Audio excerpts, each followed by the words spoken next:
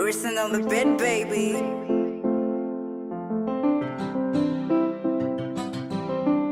Ayo Shanti Ndide nas Daenda isike meseji Chero mukavaka kuwarnenge koteji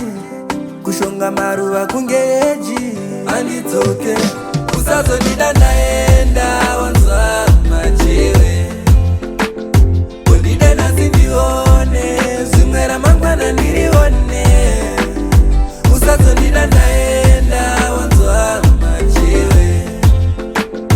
Ndide nasi ndione Zumera mangwana nirione Kunyangwe shamwari zirifa Mirira zuwa raunofa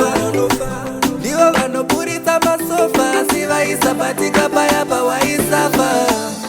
Mukoma wangu wafa wanaka Unamo uri wanpanamo isadaka Vanokuda wapinda pasipetaka Vachiti dhoka Usazo nida naenda Wanzwa machewe Kondide nasi ndione Zimwera mangwana nirione Usazo nida naenda Wanzwa machewe Kondide nasi ndione Zimwera mangwana nirione Ndofunga vakafa vanopopota Pa Facebook mutiva posta Pavaida mari yakatokota Vaiwanda wanda papa namori chitopota Cheduma wachingu wande ya mwari Kana uri wangu swedera shamari Uya kuno nditengere ndari Tifare tiri vaviri tafakisi ya mari Usazo nida naenda Wanzwa machewe Kondide nasi ndione Zimwera mangwana nirione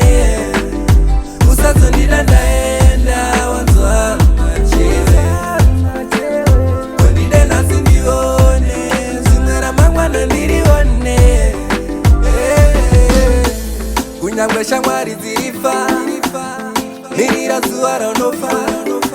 Ndivo vanopurisa masofa Sivaisa patika paya pawaisafa Mukoma wangu wafa wanaka Unamo uri wanpanamo isadaka Vanokuda wapinda pasipetaka Vachiti dhoka Usazo nida naenda Wanzwa machewe Kondide nasi ndione Zimwera mangwana nirione Usazo nida naenda Wanzwa machewe Kondide nasi ndione Zimwera mangwana nirione Ndofunga vakafa vanopopota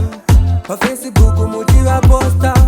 Pavaida mari yakatokota Vaiwanda wanda papa namori chitopota Cheduma wachingu wande ya mwari Kana uri wangu swedera shamari Uya kuno nditengere ndari Tifare tiri vaviri tafakisi ya mari